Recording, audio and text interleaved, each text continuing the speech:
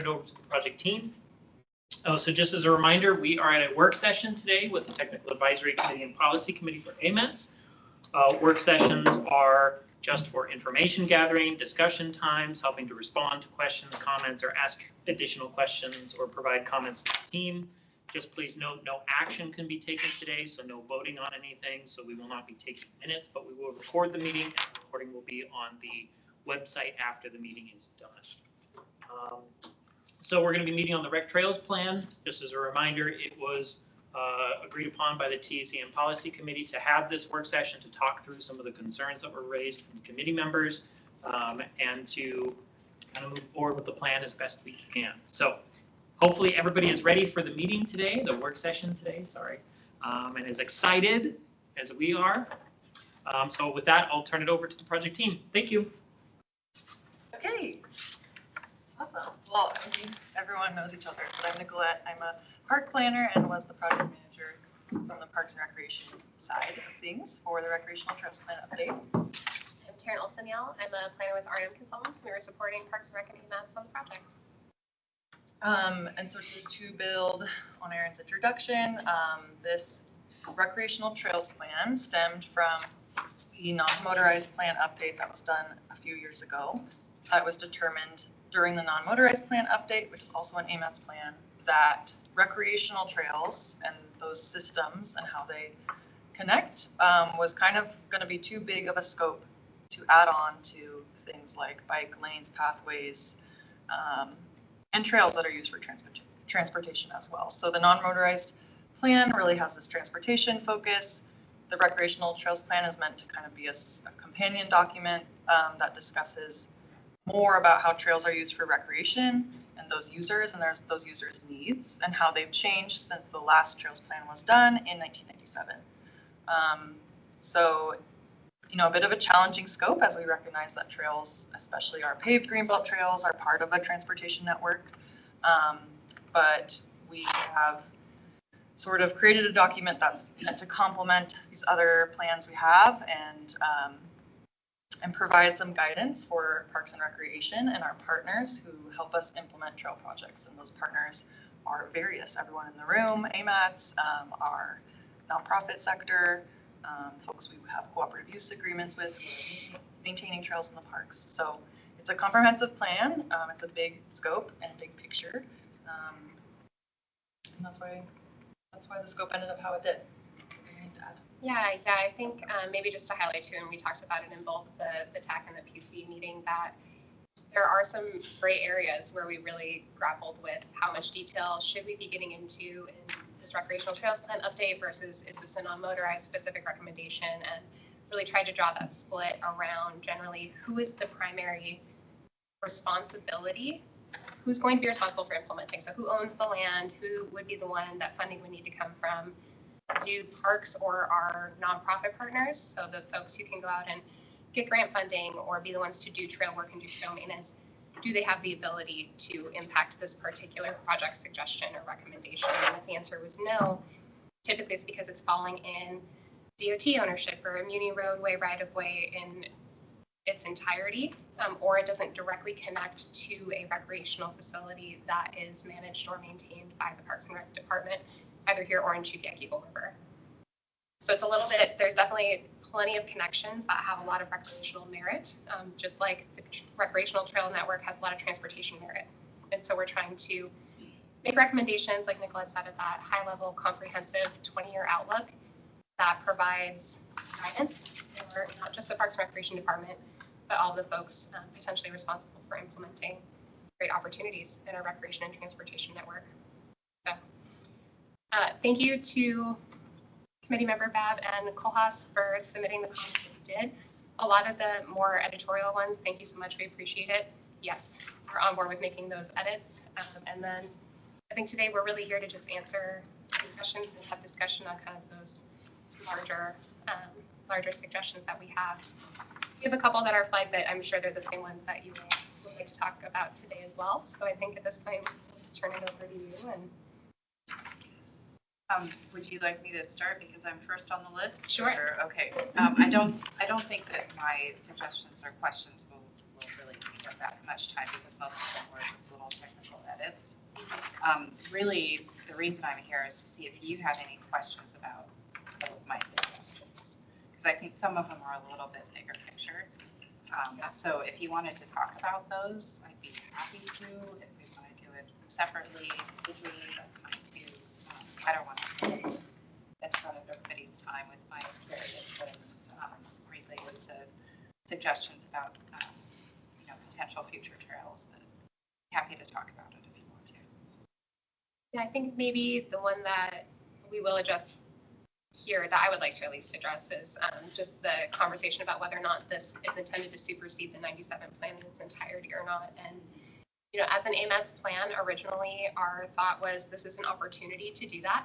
It's been a big update to a plan that hasn't been touched in almost 3 years now. And so that was always on the table, but it was never the requirement for the scope of work. And being an AMATS plan, it doesn't have to supersede the 97 Trails Plan.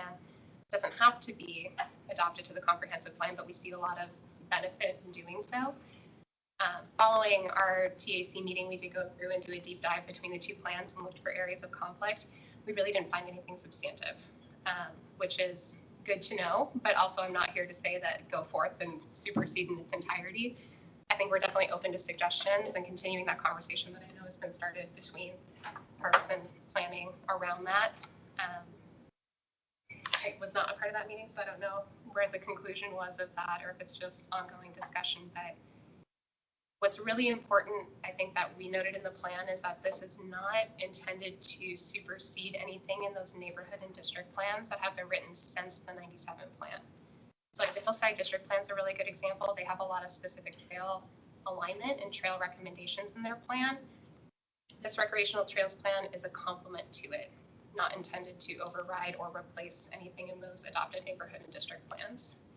So that's really kind of our big sticking point that I just want to highlight, that this is a continuation of the broader adopted policies and plans that are in place. In my mind, that becomes a very BME specific conversation. Great.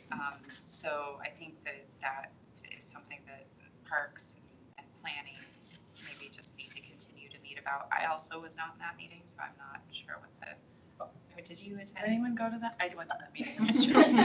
Nicolette and I were there. Yeah, and essentially the conclusion was, let's look and see what the conflicts are.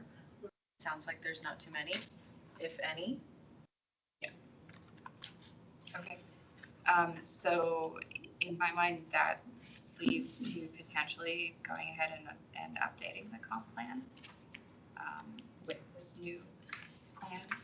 And maybe with the disclaimer, just exactly what you just said about it's not intended to supersede any of the preceding neighborhood district plans.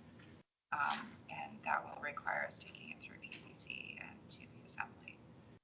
So let's maybe set up another meeting that I actually attend, and we can talk about whether or not you want to continue forward with that, or if you're okay with leaving the existing plan in place because it doesn't conflict with this one. I think there's a couple options, but I would definitely recommend updating. Yeah, I think the only hesitation on our part is that we have no more budget and it would have to be done internally. So it means we delay work that is on deck if we're going to continue another phase of approvals for this. So that's just the reality forward, but we're on board with it. Okay. Maybe worth noting too that I think there are maybe a few comments that we're like thinking, okay, it would be nice to just update maybe executive summary or our first page of this plan that's very clear on scope, like who it was written for, who should be reading this plan and using it, and then how it relates to other plans, like in the most minimal way we can possibly do it, because it seems like regardless of how the update moves forward, that would be a useful component. It would, absolutely. Just something that says this is not yet adopted into the comp plan. There, that's pending. And then that'll help us when we're going to look at new projects, figure out which plan to be looking at. Anything else on the list that you need to think I did have one question. You referenced page 130, which is in the project recommendations and implementation section. I have a note about ocean. Could I make a quick follow-up before we move on from the comp plan question? Oh, please. Thank you. I'm sorry. I'll be there in just a second, and then we won't have to do this weird back and forth Teams thing. Just to follow on to what Director Babb said, I think from a policy standpoint, the more integration we have, the better. So I would be inclined towards incorporating this into the comprehensive plan. I think this, as I sort of compared our 97, I didn't do like a super deep dive, but as I just took a cursory glance at the 97 plan versus this one, I think there's a lot of utility here that the 97 plan doesn't contemplate. And I would like to see this be part of our like official policy guidance. So I'm curious, and maybe this is a question for Mr. Young-Nailan, if there's more time needed to prepare this document for incorporation in the comp plan, what does that look like in terms of real dollars? And do we have flexibility to allocate those dollars to this project? Aaron, do you mind if I jump in? Yeah, I can answer for the AMATS side of things, but yeah, go ahead. Right, yeah, I think, Member Baldwin Day, I think that if the Muni decides to adopt this into the comprehensive plan, that it would be a responsibility on the side of the Muni to come up with the funding to do whatever updates needed to occur, or to pay the consultant team to try to bring it through the process, or to use internal funding for the departments to take it through the process. So it really, once if this is adopted by the policy committee, it's an AMATS document, not a Muni document. And if we want to make it a Muni document, then that is an entirely separate process. So I personally am in favor of adopting this into the comp plan. I think it makes sense. It's a great document. I think the 97 plan was also a good plan, but it's from 1997. So having a refreshed plan in there absolutely makes sense to me. So I will be advocating for that. But that is something that we have to deal with on the Muni side of things, and that AMATS will not be able to really help out with. And please forgive me if I jumped in too soon with that. That is very helpful clarification. Yeah, and I think, just Director Babb, let me know what you need, or if there's any way that I can be helpful in moving that process on the Muni side. I'd be really excited to do that. Well, I mean, since this is the budget cycle, I could put in a shameless plug for some funding. Your shameless plug has been noted. I think I have a question on that too. So Aaron, if this was not a comp plan or like a meeting document, is there good AMATS funding? I guess what's the mismatch? If this was an AMATS document, then we could use AMATS funding? I mean, typically what happens is once it's an AMATS document and approved by the policy committee, we're done with the project. That's kind of the final stage of a project. Could additional funding be used to help it guide it through the municipal process? We'd have to check with our federal and state partners to see if that aligns with the requirements that we have as an MPO, because technically that is not a requirement of an MPO, is to get it adopted by a local organization, a local government. That is on them to do. Is it, okay, so is the funding, I mean, if we finish this plan and then decide that we want to adopt this as an element of the comp plan after the comp plan update, much in the same way that we do with neighborhood or district plans, I mean, what is that? There's more funding needed for that portion? Potentially, yes, Okay. because we would need to To get through PCC. in the assembly. Yeah. I think it wouldn't be as extensive of a project as it would normally be for an outside group like AMATS. If AMATS were to try to get this through that process, they would need to pay the consultant to write the application, work with current planning on the case report, attend the meetings, give a presentation, all of those things. Those might be things that we could potentially handle in-house, but if we are going to handle those things in-house, then that also requires staff time and funding. I see, okay. Which is why Parks is totally overwhelmed right now. They have a lot on their plate. Planning does as well. So either way, we end up needing a little bit of extra help. Fair enough. Okay, thank you, that helps.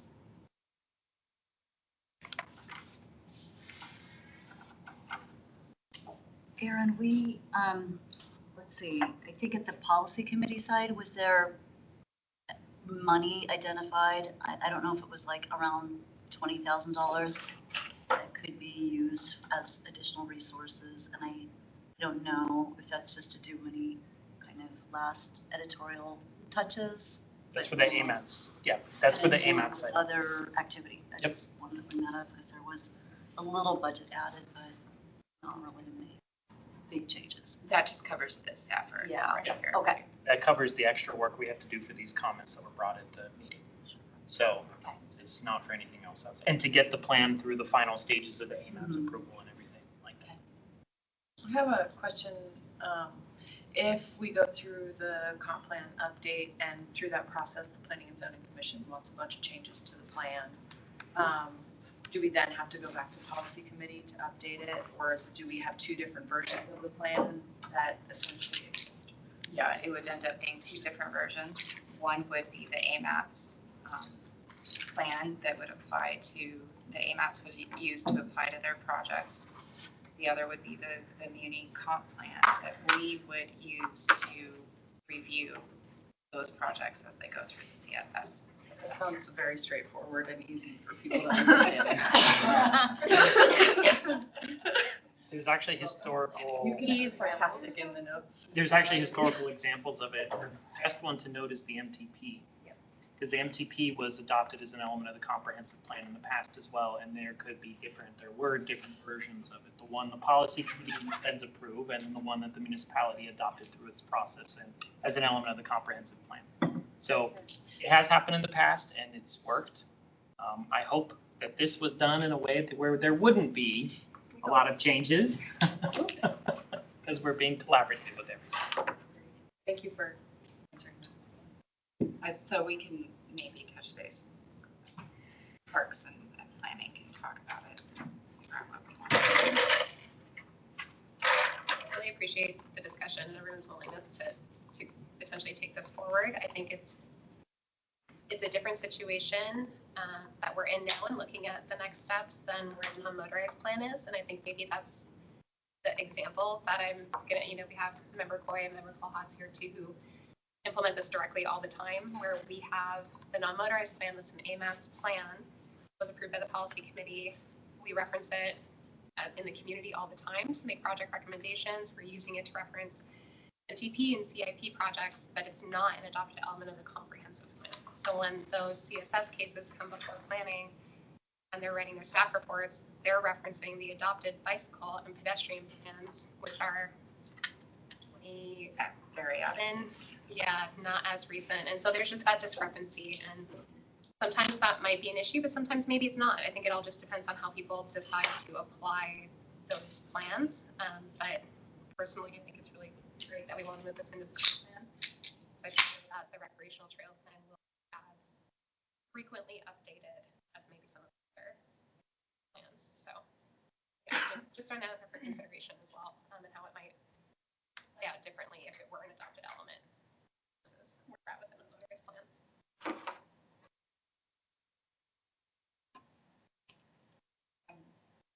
Want to move on to the yes. other.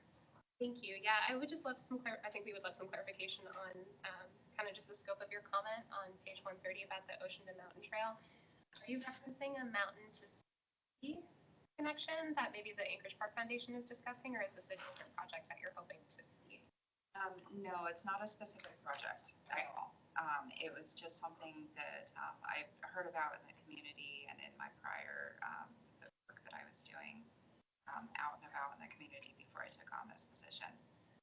In that there is an opportunity in that specific location for a mountain to sea connection, just due to the various existing of public property there and potential land ownership changes.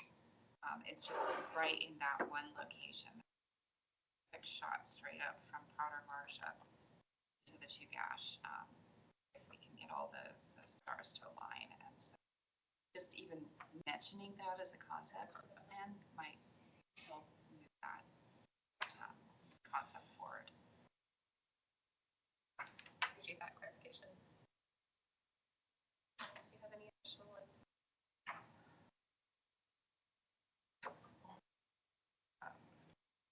I think the only other one that I'm pretty sure it's somewhere on the list here, but was the long trail connection south, I guess it is, just making sure that that gap is addressed. Turnagain Farm Trail and the existing trails in town, because I noticed that it didn't really seem to be anything that addressed that specific gap right there down next to Powder Marsh in the system. So I don't know what that would look like. That's great. I think we have specific project recommendations that break that up into smaller segments, but definitely made the note that we should address it in the gaps analysis section too. That is a continuation of the South Coastal Trail extension to connect to the Turnagain Arm Trail.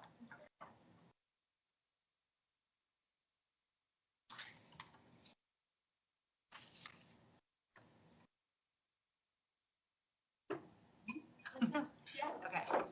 Well, I just really want to say thank you to AMATS and the team and everybody for the good work and for the opportunity to have some comments. As I initially stated during the TAC meeting, some of them were just some very minor corrections, some edits, some typos, but I also never had a chance to review it in full as a task on TAC. So initially, I went back and looked at when it came before us. It was an information item, not an action item. So thanks again for reconvening and having a pause. And I know there's a delay, and we'll get this effort moving forward. I did take some time to go through and share what I was thinking. And I guess my biggest comment that I really wanted to have more understanding was when I saw that it was intended to supersede the other plan.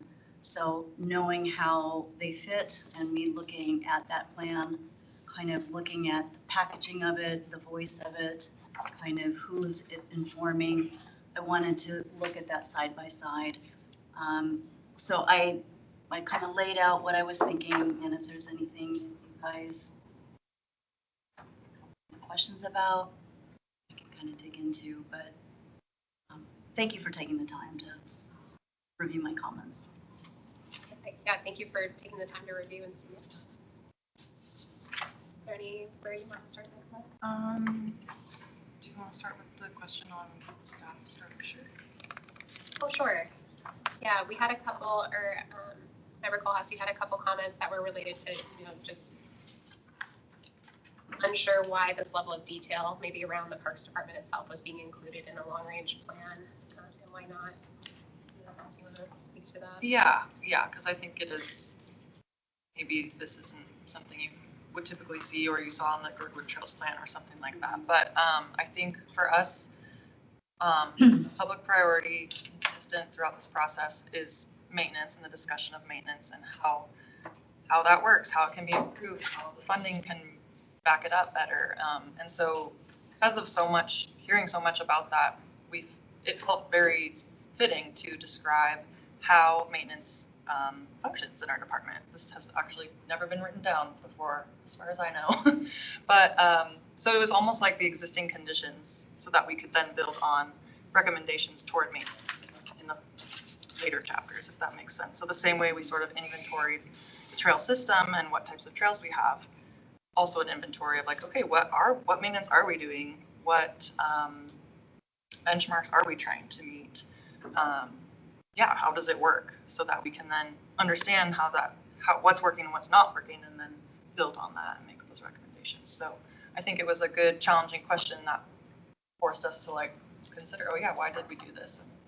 And that's what I would, I guess, say. And I think it's of great value to the plan. Yeah. What I saw is it had more of a voice from Parks and Rec. And if that was the intent, that's why in my initial kind of general comment, I said, if that was the goal, is saying this is kind of more to inform Parks and Rec, then many of my comments disappear or go away. But it did have kind of this, again, granularity of kind of enveloping everything that Parks does, including, the cemetery and the pools and the FTEs. And it was just a lot of detail from that regard that when I compared other plans, it didn't have that. So brought it up, let's take a look at it. Valuable, that's fine. I don't think any of my comments are like a make or break, but just wanted to have another chance to look at it and look at it, how it compares, especially if it was going to be replacing and superseding the other one. I think what makes it unique is the non-motorized plan, making the specific recommendation for the recreational trails plan. And the direction that the project team got at the time was that this is for parks and recreation to work through their trail system with a recreational lens. So it is intended to be specific to our park department, but useful to others, if that makes sense. I mean, and that is how it reads. I mean, because I have, I saw statements that it's, guiding the municipality and it's guiding the resources for Parks and Rec. So I just wasn't sure because it does tend to have more voice of Parks and Rec. I just, in looking back at Girdwood and the area-wide trails, it was written more of a neutral voice, saying, here's the connections, here's the categories of those types of projects, and it kind of left it more open, kind of a direction of this is informing officials, advocacy groups, municipality agencies, and this one tends to have kind of just a more pivot towards this is informing Parks and Rec. So anyways, if that was the goal, then it seems to fit. If we're going back, it would have been great if the non-motorized plan included the level of detail that included the trails that Parks and Rec managed, but it didn't. So it kind of did create this unique spin-off in that way. You set it into motion and it builds upon its own momentum perhaps, but speaking maybe personally, I'm not even going to say for the department, I wish that the non-motorized plan would have not recommended a separate plan. It's created a lot of confusion and contention. It's created a lot of work on my project team and having to explain a thing that someone else made a recommendation to do. But we got lemons, we made some lemonade. Maybe it's too sour, it's too sweet, I don't know. But this is kind of where we're at, and this is how we were like, okay, we need to make this useful. We need to make this distinct from the non-motorized plan. And this is the way that we have decided to do that, not only as the project team, but with all of the input, all of the stakeholders, all of the working groups, with AMATS, with Chelsea, with Donovan, with Daniel. Like, it's just, the list goes on, it's like really a beast of what it's been put through, if that makes sense. I'd love to comment on this from like the policy lens, because I think with things like the non-motorized plan, there's very clear shared responsibility for non-motorized facilities in Anchorage. Like, it's not just one singular entity that manages our non-motorized facilities. But when it comes to recreational trails, it is specifically and uniquely parks that manages those facilities. And so to me, it makes all the sense in the world that if we're going to have a recreational trails plan, that people like me are going to be consulting when we think about new projects or what our constituents are prioritizing. It's really important for me to be able to understand the inner workings of the agency or the entity that will ultimately be supervising, maintaining, dealing with issues on the project that I am contemplating bringing forward. It's not just does it align with the plan, it's also does it align with our capacity in this one specific department. And I think for me that's really useful. That it makes it so that I can set better expectations with the public. When they're like, well, why don't we have Trail XYZ already in existence? I can say, well, it's recommended in our plans, and also here are some realities of the entity, the department that is ultimately going to be tasked with, managing this resource once we develop it. So I actually really appreciated the fact that this was sort of a peek under the hood that I think is really useful, because I think the public is often confused. And if we want the public to be consulting this document, in addition to policymakers and engineers and whomever else, folks who come into parks or PM&E, I think that's a strength, in fact, of this plan, is that it gives us that insight. And it also points toward, hey, if we're going to keep building out this system, we need more humans to manage it. I mean, we can't, continue to build out this infrastructure and just like on a wing and a prayer that maybe we'll be able to maintain it. So I actually really I appreciated that was the posture that this plan took. And it strikes me as being far more practical than some of the other plans we've written, where we have all of this aspirational language and it's totally unclear who is going to be implementing this thing in the end, or what the the human cost of implementation is. So for what it's worth, as a policymaker, I thought it was actually very helpful.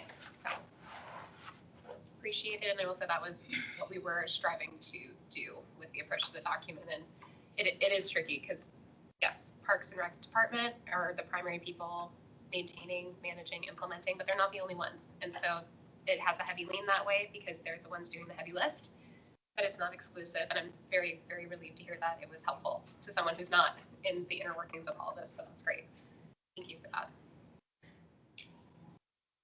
Aaron, can I jump the line? I know we're kind of going through the document as presented, but just in the way the conversation is happening, I feel like, I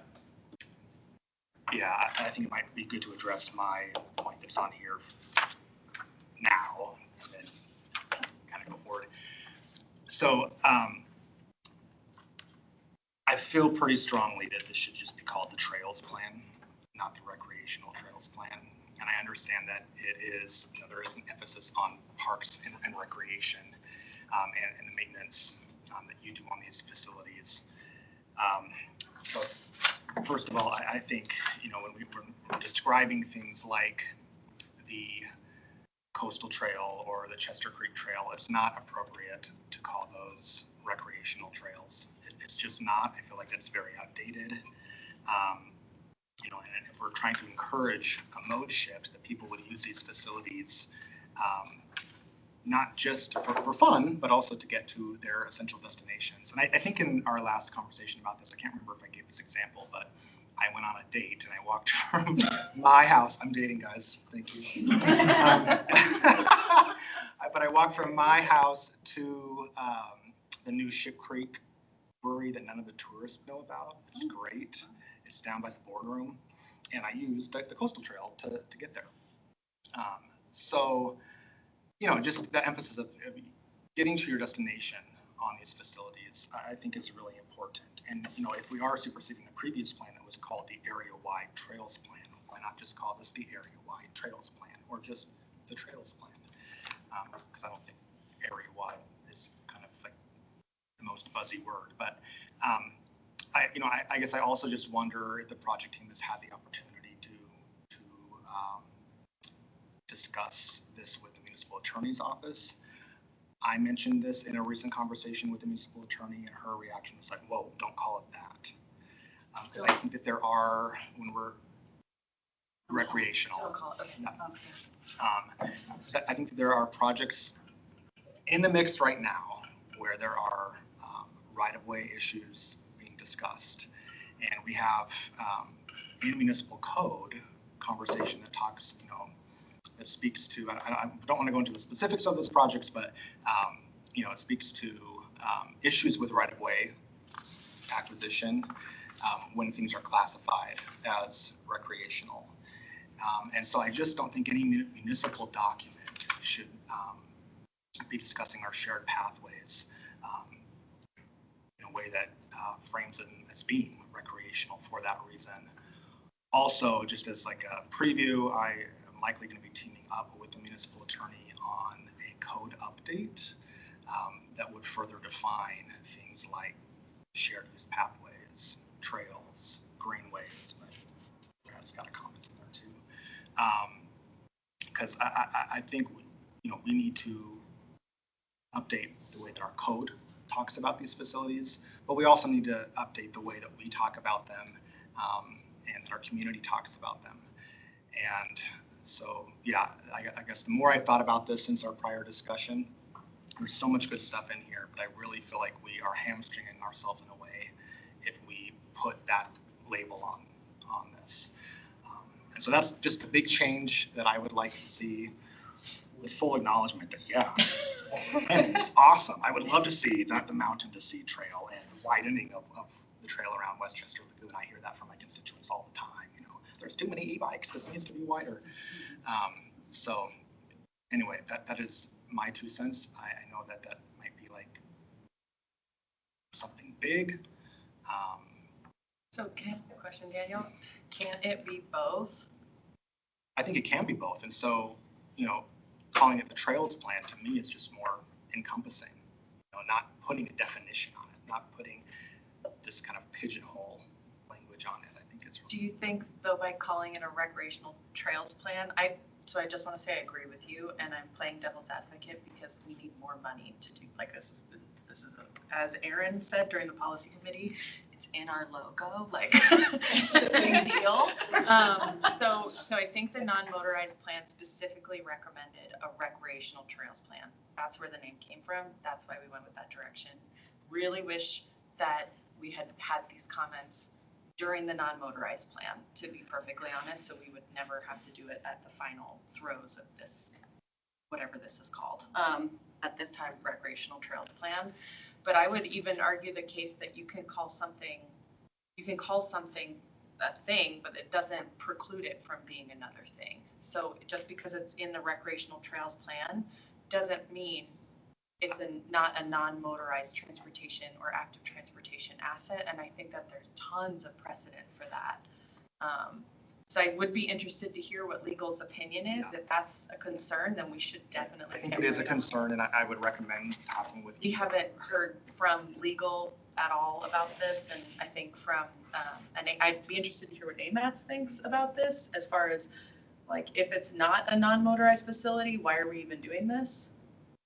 If these projects wouldn't be available to be funded by AMATS as transportation projects, like, be sort of curious, not to put you on the spot, but I just would be curious, and I would love to hear legal's opinion, because I think it can be both. I mean, they're all non-motorized trails, yeah. Right? So if it was called the non-motorized trails. Like the non-motorized plan. There's non-motorized. Sorry, I'm sorry. I'm sorry. I think the thing is that names are very important. Yeah, totally. And being very specific about what we're describing, if we want to take a wider approach, then I would suggest using wider language. And I would just, my pushback to that would be, there's very specific language in code about certain types of right-of-way acquisition. They cannot be used for recreational facilities. And there are. I'd also love to know more about that. Yeah. I mean, I could say, well, when we're looking at trail projects, that folks who are adverse to those trail projects being proximal to them, that's going to be a focus, whether or not those facilities are considered recreational or not. But if they're considered non-motorized, active transportation with a recreational value, What about calling it the Recreational Value Trails Plan? I'm sorry, this is levity. I think we should just call it the trails. Curse, but I think it's Control F. Take out, I can't speak on behalf of the assembly. I think you have two assembly members in the room who would be happy to run a budget amendment for you to find more money for this. Yeah. At the end of the day, any budget appropriations, as you know, are subject to the will of 12 members on the body. But I think it's important to do this right. And, if we are adding in, especially neighborhood greenways, then we're talking about, well, sort of streets that are used as trails, not just trails as we might conceive of them. So, and those connect trails, and they're very important. Brad and I have just over Barbara Street in the past, and people doing what is it, tactical tourism on Barbara Street. So all that to say,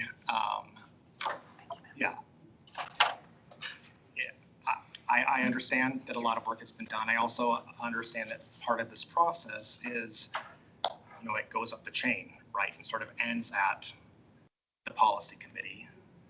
And I certainly can appreciate, I wish I could have given you this feedback sooner. I do feel like in prior AMATS meetings, I've been pretty consistent on this point. I agree. You've been consistent on this point, and I appreciate the consistency.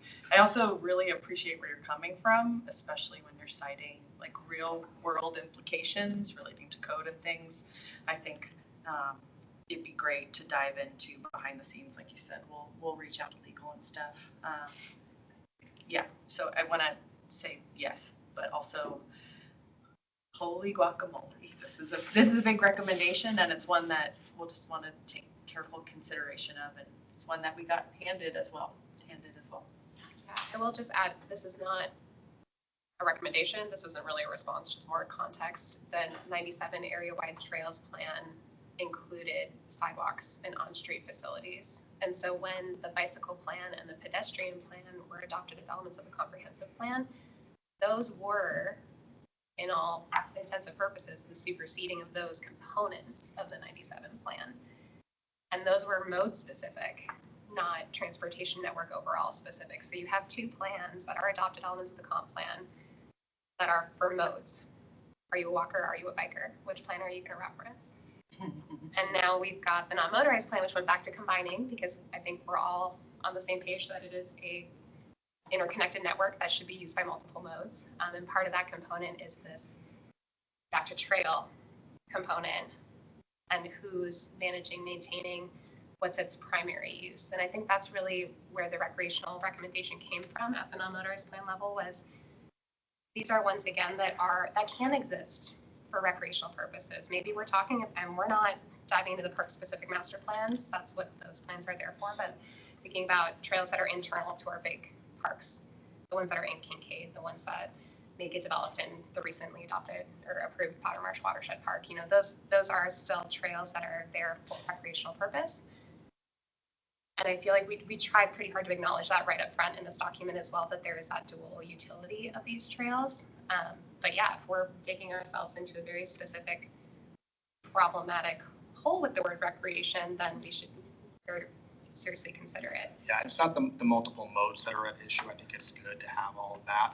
I think it really is, the sticking point for me really is that word recreational, and applying that to facilities that are not purely recreational.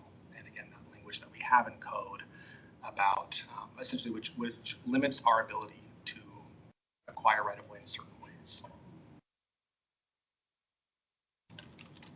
I have a couple of things. So from the AMATS side of the federal funding, there is no impact by calling it recreation, but I know from the right of way there can be challenges. So don't worry about the AMATS funding. There's no impact there. Another thing to think about is, I kind of agree, the non-motorized plan should have been a little more all-encompassing. Unfortunately, It's huge. I was just not here at that point and couldn't have worked on it then. So I was over at DOT and had a different mindset at that point, I'll be honest. So one option to think about as well is, if there is some concerns with having two separate plans as well, you could always combine them. You could always do this as an update to the non-motorized plan and just make it one unified document. Then when you're looking at what you want to adopt as an element of the comprehensive plan, you you could do the whole thing as one instead of having two separate. Because that's been a big problem for us over the years, is that as it stands right now, we have 5 separate ones we're supposed to be looking at. That's insane. So, So you guys know very well. yeah. And so it might be an opportunity to be like, does it need to be separate? I know it calls it in the non-motorized plan, but maybe we realized it's all a system that we need to account for in one unified approach. So something to think about there. If there is a desire to go back and remove the recreational aspect of it, in terms of getting more money, we're going to have a little bit of a situation, but we could probably make it work. I think the TORA is being extended now, and what we would have to go back and do is add this back to the 27 through 30 tip, which we won't have approved until April of next year or later, depending on how long it takes to get federal approval, which means we won't have any of the additional money available until then.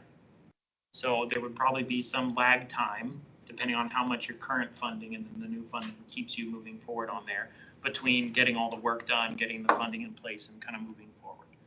But it is an option if there is interest of that. It just means a pretty healthy delay on this plan. With relation to that, I know these plans are like 20-year plans, but usually they're updated every sooner than that, right? When would the next, I mean, the AMATS, the MTP is like every 4 or 5 years, right? It has to be. It has to be, right? So this one, when would the next update to where it became a unified plan realistically happen?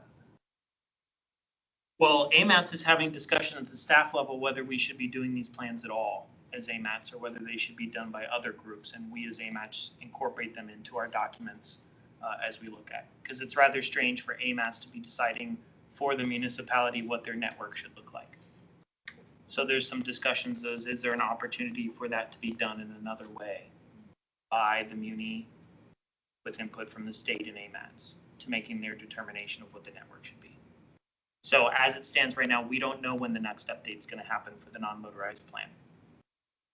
Because not only that, it's impossible for us to get in-kind match for these plans. We have a number of projects right now that are severely underfunded for the in-kind match, and we're having significant challenges with it. So that's another thing to think of. If you add more money to this, we need to make sure we have enough in-kind match to cover it. Because there is no funding. I don't know your guys' funding. Do you pay in-kind match for this, or do you have bond funding that can be used? Staff time. So it's in-kind match. Because bond funding can't be used for planning projects. One other consideration, if this were to become like a part 2 or an element of the non-motorized plan, that also opens up the entire non-motorized plan for really reconsideration at any point, right? I mean, it could be part of that discussion of, if you incorporate this in, are you updating the non-motorized? I mean, yes. I mean, you could do it. I don't know how. No, you could do it as an amendment to it and not consider any other changes and just incorporate it in. It seems a little slippery slope is my gut reaction, but I appreciate It's been it's a done. creative solution. When we do a neighborhood plan, we don't, and that's adopted as an element of the comp plan, and the most recent plan governs. We don't update the old comp plan or open that up. Yeah. Or update. So I think you could adopt it as an element. You could have the recreational, and then actually, if it removed facility, well, I still think we'd want to be judicious about what we're calling recreational and what not. You know, the Stewart Trail, if we want to call that recreational, okay, there might be other things there, it's an easement, whatever, but yeah, I still think it's important that the framing of the word recreational is important from a legal point of view, but I think if we adopted this as an element of the non-motorized plan, it could still govern without having to change the rest of the non-motorized plan. Yeah, the non-motorized plan is not an element of the comp plan. The non-motorized plan is not a what? An element of the comp plan. But I mean, could this be an element of the non-motorized plan without having to open up the non-motorized plan? It would be, yeah, but it would be purely an AMATS document, not a muni document. So you could adopt part of a plan. What is We couldn't take, What's the holdup to adopting the non-motorized plan as part of the comprehensive plan? Going through PZC process. Staff time funding. Well, if we're going to put something through PCC and put staff time towards it, then why wouldn't we put the entire non-motorized plan through that process with this as an incorporated element and adopt the non-motorized plan? So I think that that becomes the muni discussion, right? Valid. And then we need, in the meantime, we have to have the discussion here at AMATS for the AMATS plan. What will happen to that and how AMATS uses it for projects. So I'm sorry to, Oh, no, that's sorry fine. to interject, but No, I think not that at there is all. a much larger discussion that the muni needs to have outside of the AMATS entirely to talk about what we want to do with our comp plan. Though if we were gonna update the comp plan, it's still a fair question. Do we update the entire non-motorized? So if that's gonna be a factor in whether this gets incorporated into the non-motorized plan, I mean, is it more effort to do the non-motorized plan into the comp plan or to do this Rec Trails plan into the comp plan, or is it probably comparable? Probably. I mean, I guess it just depends on how many changes we make to the non-motorized plan. But no, if there's no changes to the non-motorized plan and it's just bundled together and sent through the process. That's kind of what I'm suggesting. And I appreciate that that is a muni conversation, but I mean, I think my baseline orientation is let's get the most utility that if we're going to put something through the muni process, then let's get the biggest possible bang for our buck. And Sorry. I was just gonna ask, who at the muni would own the non-motorized plan? If it's adopted into the comp plan, If it's not yet adopted into the comp plan? then it's not a mini document. nobody. So we would need to find an owner of the non-motorized plan before it could be adopted into the comp plan. You mean in order to run it through the process, or? Who would own the shepherding through the process, or who would own the document and would be the one that would update it regularly? Like, what do you mean by ownership? Because otherwise it's just a ghost. It would, Who would make sure that it's getting implemented? yeah, I mean, if it's adopted into the comp plan, then planning would own. Okay, so it become a plan. Okay. Because if it's a plan, it makes sense. I'm asking if the non-motorized, like the traffic department would become the owner. That's all. I'm just trying to Yeah, when, think about it. when there's a plan that, or an element of the comp plan adopted by the assembly, then generally it falls on the planning department to, as the responsible party for updating it, talking about implementation, reviewing projects against it. That's my understanding of the situation, but I don't have staff in the room with me that correct me on that. So I guess I would really hope that the rest of our departments wouldn't view that they own it, it's on them, but rather we would all take ownership over our portion of it, I would hope. Yeah, and ultimately, like the capital improvements projects in the budget are an element of the comp plan. They're the embodiment of the comp plan. So the entire muni is really responsible for implementation.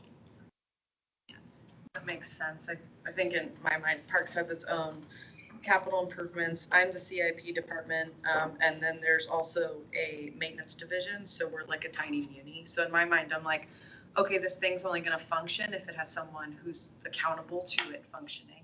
And so that's the question, is not like, who's gonna take responsibility for making sure it's implemented? Because within our system, there has to be that, otherwise it doesn't happen. That was the framing of the question. I guess I would assume all the trails portion would still be Parks and Rec, would be responsible and have ownership over them. That's what I was thinking too, yeah. Anything that's like neighborhood greenways, we would have responsibility. And that's in the Rec Trails Plan because the public is so excited about connectivity that can't happen on parkland, and to ignore their comments didn't feel like a real, true public process. So that's where I think the confusion comes in and like, is this parks or not? Why do you have a whole right-of-way section? And it's because we wanted to just put on record what people are saying, knowing full well that it wouldn't be our department that would ever have the tools to implement it, which actually takes me back to your sort of like topic of like recreational trails plan. There's implications for acquisition for rec trails, but ultimately it would be a non-motorized traffic at PM&E project that would work in that right of way, or it would be a partnership because we like just don't have the tools to do it. So it just becomes like a. It's called the Parks and Rec Trails Plan. I don't know. Just, I mean, so from an AMAT standpoint, though, Aaron, or Mr. Young-Nealon, what I'm hearing from you is there's no impact to AMATS funding if recreation remains in the title here. No, it used to be back in the day that federal funds were pretty limited and you couldn't expend money on recreational trails, but that has gone away over time. There is a separate program that's called the Rec Trails Program, but I believe it's actually changing names or did change names. It's confusing sometimes on that kind of stuff. So my last communication with FHWA, like last year, whatever, the understanding is that as long as you can demonstrate that there's a transportation purpose for the project, it doesn't matter whether you call it a recreational trail. They don't see it as, oh, you just said recreation, we can't do it, because you're still transporting even if you are recreating. And I think that's why if we did the non-motorized plan over, we would just have it as a unified system and not segment it out like it was. But I think what you see here is a lot of holdover from the old days and that it is slow change. So I guess my question is in terms of like order of operations on the AMAT side of things, understanding that the Muni, we're going to have our own kind of like navigation process. On the AMAT side of things, would we functionally, as like a policy committee, would we approve this plan and then append it to the non-motorized plan?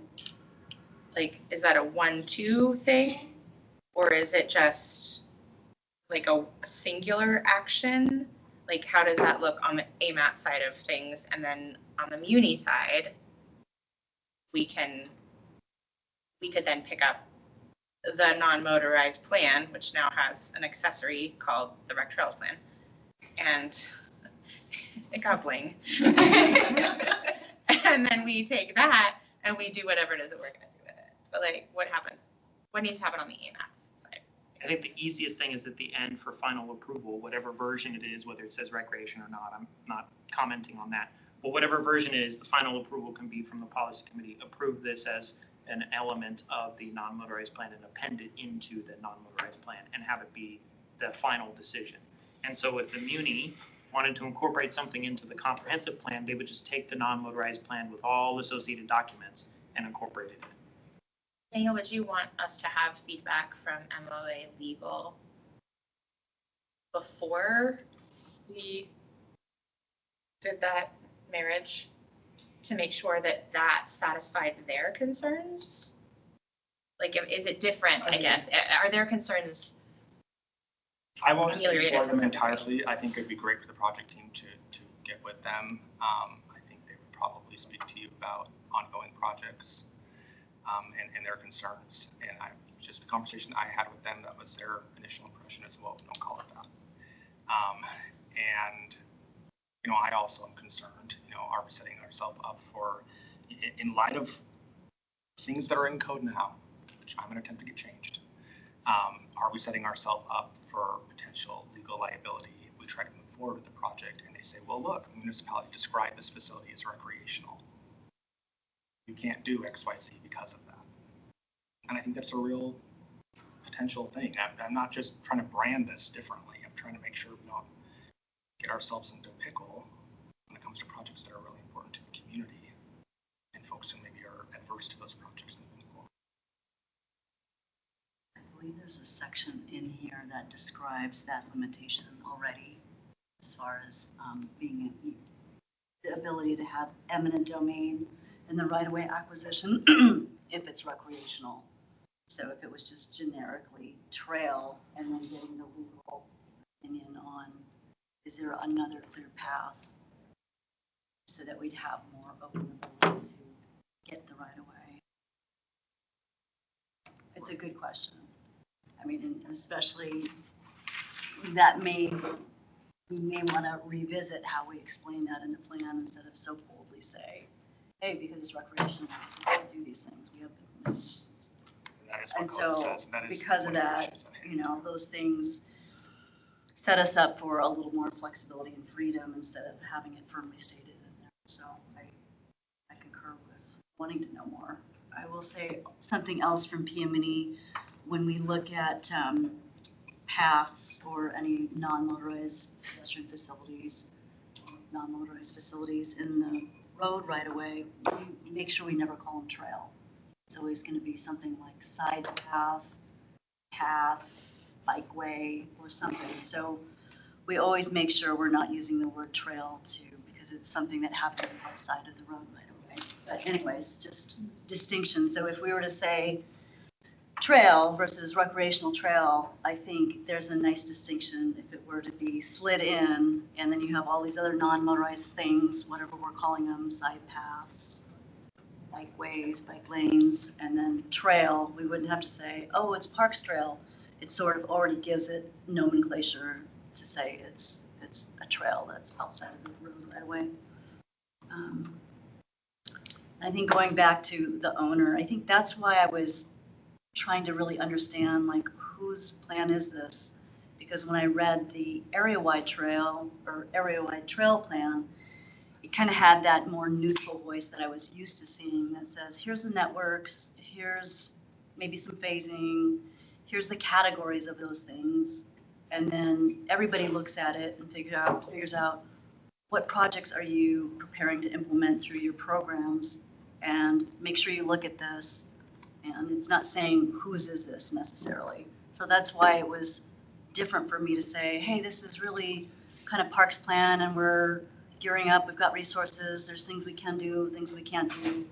And it went into the lane of when you categorized the things, the broad category was in our purview and not in our purview versus categorized by a bridge, a soft trail, a bike trail or something. It was just unusual for me to see it that way. But I can see if you were using it to say, if it's only us to really foster and deliver, then this is how we look at it. So it changed it, and that's why I was more used to seeing something that was written from a planning department that has kind of the neutral, not us and this group specifically versus this group. It's just, here's the things, here's the category of things. Everybody look to it when they're developing, so you don't skip it or overlook it. That's kind of more what I'm used to seeing. So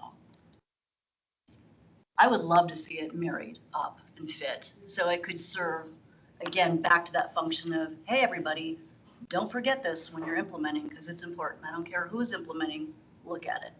Don't skip it. Luke has his hand up.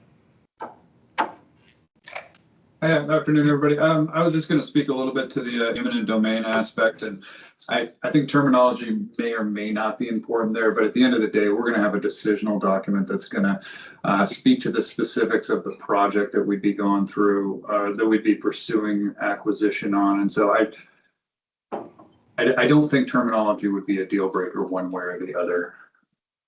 So the only thing I wanted to add there.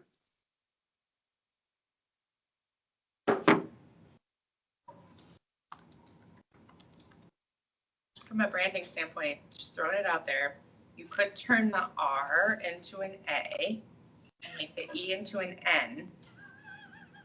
And it could be, No way, because no Eagle River and No Eagle River, Chugiak. No way. But it's creative and I appreciate the effort. yeah. Okay. Well, and I'll go back to that is a good question because we keep talking about the Anchorage area. Going way back to the beginning of our conversation about why we maybe included so much detail about the organization of the Parks and Recreation Department, it's because the way that Anchorage, Parks and Rec, and Eagle River, Chugiak Parks and Rec are managed are very, very different. They're funded completely separately, and that is an important distinction in how we implement a lot of these projects. And so that's why that was in there as well. And Linda, I hear you. It is different than most of our comprehensive plans, but intentionally so to try to make it a little more practical, make it a little more useful and implementable for the people who do the majority of the implementing, but not intended to be limiting. So I think the more that I'm hearing your comments as well as reading them, I'm tempted to just make sure that we go back and do another read through to make sure that we're not being too limiting in some of our sentences where we try to describe who this is for throughout the document. Is just making sure that that is more clear, that this really is a resource for multiple people, and just depending on who you are, different sections are going to apply to you differently. Like the system-wide recommendations should not be limited in who reads those and who should be applying those. But if it's a specific thing like amend your project reviewing criteria, obviously that is going to apply to agency, not to a trail organization. But hopefully our nonprofit organizations who are applying for grants are able to pick out the sections of the plan that are going to help them write a successful grant application. So we're trying to do all of it as best as we can, and that is tricky. Yeah, something really interesting about the 97 plan and just this whole discussion is like the 97 plan is broken out by like ski joring, skiing, walking, Like mode. We are not the walking and biking department, unfortunately. Maybe that'd be easier, but like it's land, it's like where are our parks and trails? That was the basis of the plan, and it had to be a way to be distinct from the non-motorized plan. So that's just, it's really interesting, and I think we have a recommendation section in the end of the plan for how this should be updated, and maybe it needs to be made more clear that like the scope should be, rethought or reconsidered, or the scope doesn't need to be the same for an update in the future for this. Yeah. Because maybe it wasn't the correct scope. A few thoughts. I was also thinking about the logo and about ANC, but also knew the implications of Eagle River. So, it could be MPO, right? If you're looking for a way to change the logo, but We'll change it when you adopt it. right. kind of that aside, if the plan is solely focused on one department, that does seem just a little bit problematic from AMATS. But the fact that our plans have an implementation piece and who is responsible, I have seen that before.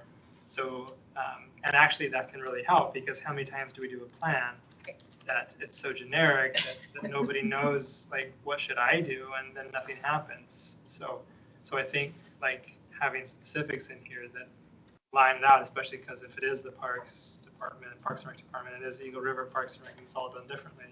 I mean, part of the idea would be like, what does street maintenance do with some of these locations in here, and what does PM&E do, and what are our responsibilities?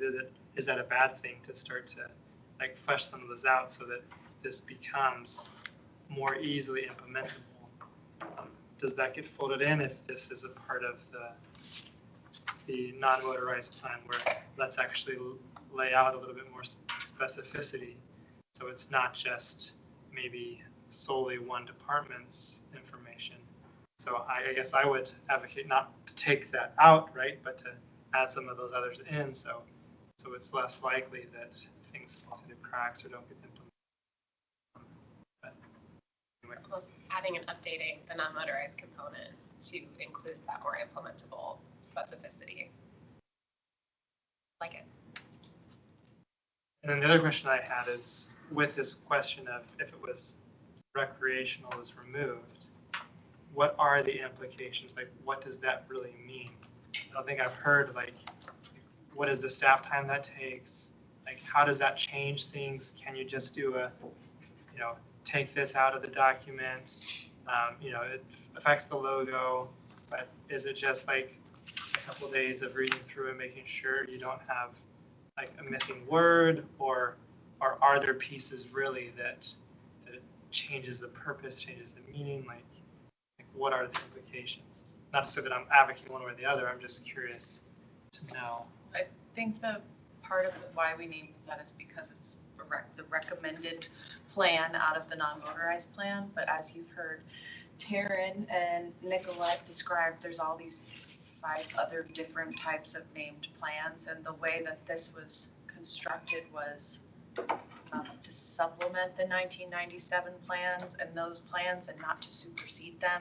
So to name it the Trails Plan, I think also there's just implications to that and like how was the plan written? It was written as a recreational trail, not a trails plan. Like again, like the lens is specific because that was what the recommendation was. So I think that there are some technical editorial things, but I think the plan would have to get reconfigured in a way. And please chime in, project team. So is it only focused on recreational trails? Or like, how is it? So again, like a recreational trail is also an active transportation trail. They are both. Like you are a father and a staff member at the municipality of Anchorage. You know, you are both. And so, sorry if I blew up your spot there. Yeah, I just think we have a substantial discussion in the first like 3 pages about how you cannot ignore transportation as part of this plan. It's incorporated throughout the entire document. I think doing a control F and deleting recreational would be a disservice. I think that's bad planning. I think that would be silly. Because you're right, it's like it was the lens that was taken. I would also like to point out that the class 1 through 6 trails that are described in cut sheets and will hopefully be built upon in the update of the DCM the word recreation isn't in those at all. They're just class 1 through 5 trails, or 1 through 6. Those are just facilities that are described. You know, so like that's, to me, that's a pretty neutral.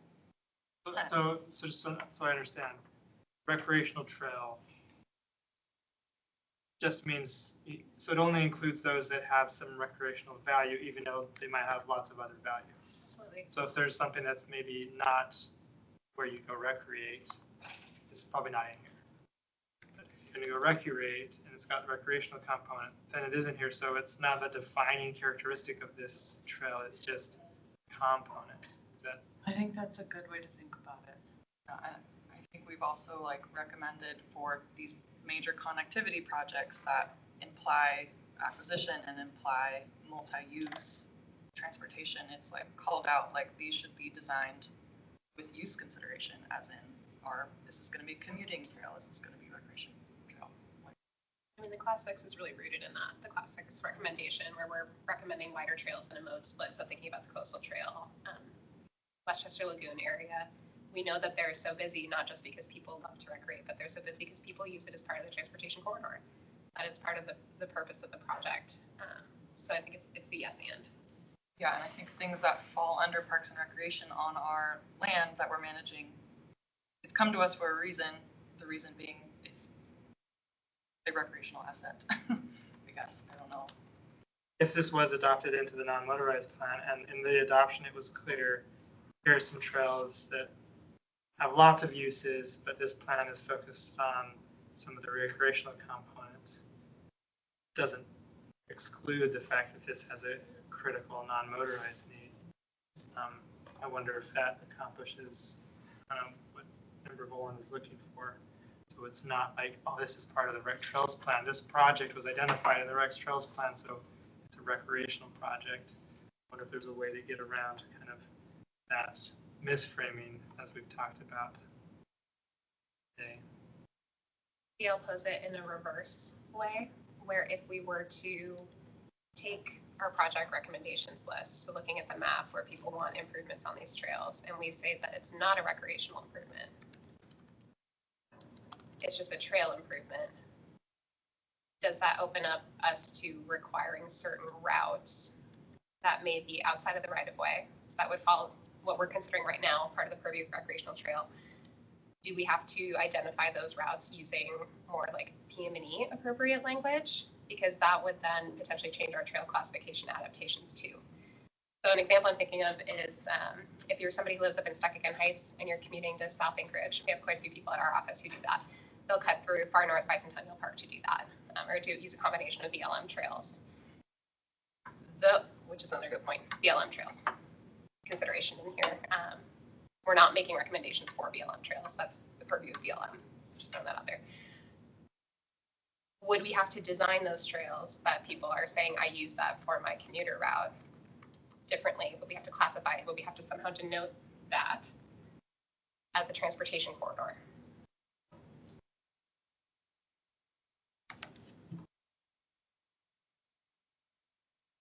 Just thinking, could we just use the word trails generically to be all encompassing? And then Where I it's am, everything. yeah. And I guess going back to Taylor, Brad as the example, I think in that example is kind of saying like, instead of a Brad plan, Yeah, just fair. the father plan. Fair. We're actually not acknowledging that No, he's also totally. the traffic director and these other roles, in our community. And yeah, I guess maybe I need to take another pass through it. I think the other way to sort of get around this, if we're really passionate, and I still think the project team should consult with the municipal attorney's office. I already emailed them. Yeah, awesome. Okay. But would be to be very explicit in the discussion, around any discussion, any presentation of maps when it comes to assets like the Coastal Trail or the Chester Creek Trail or these shared use pathways, to have very specific language saying this is also used for these other purposes. This is not a purely recreational, really calling that out in a box every time you're talking about an asset like that. So there's no confusion on behalf of the public to say this is a recreational thing. Maybe the question that I had is, because I use lots of different trails, like sometimes I use far enough Bicentennial Park to commute as well. Are there any trails that should specifically be called out as rec-only trails? And if it doesn't have that moniker on it, then it just by default isn't a rec-only. I mean, like the Kincaid Single Track, might be an example where that's probably more recreation. That's not your direct way to get through.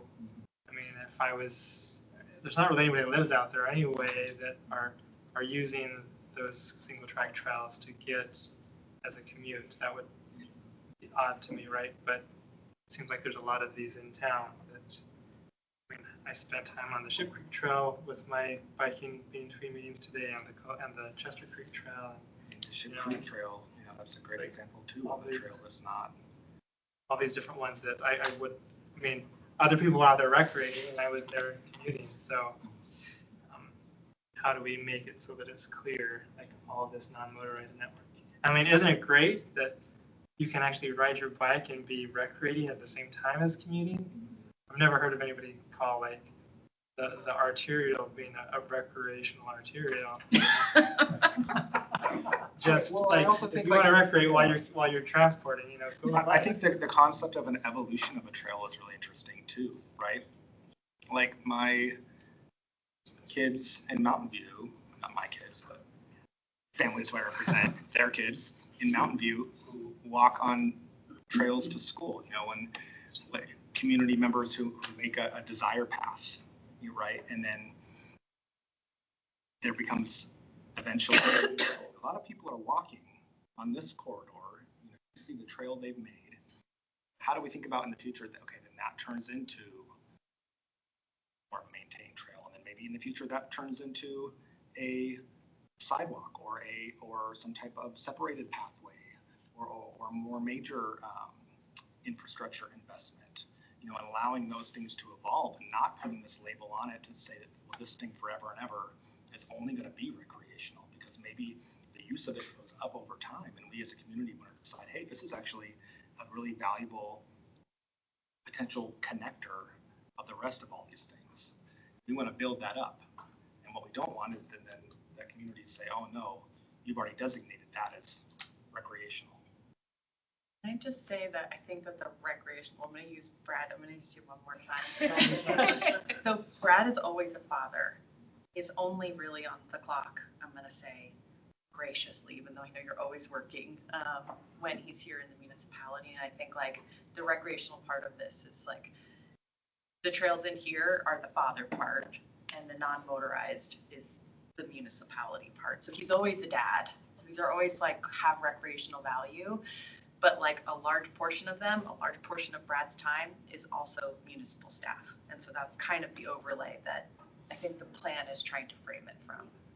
So I think I have the opposite view, where if we're trying to make a mode shift, as a municipality and encourage people not to do single occupancy car trips all the time. And we're trying to build out a high comfort, high safety network where parts of that are off street and parts of that are on street. We want to increase the amount of usage and the amount of time in the, that these are used as not just recreational. They're also used for active transportation for folks to get to their essential destinations.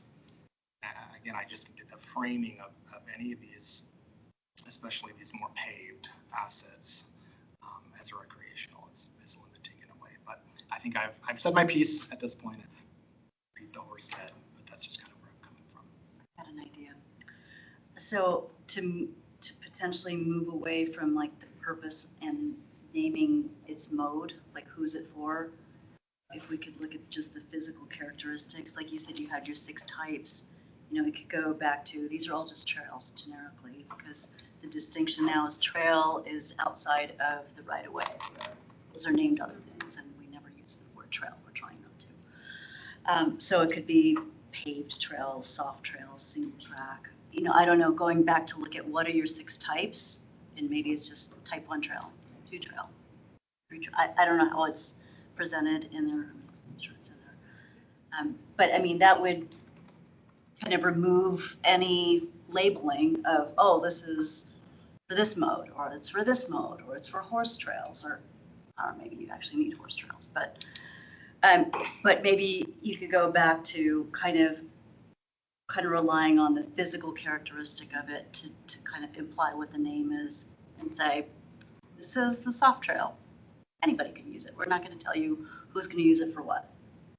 So that's maybe another way to kind of And that is how we contemplate. developed the trail classifications, is that they're not use-specific trails. They're all technically multi-use, but the way that they're designed may naturally inherently limit who or what is a desirable use of that trail.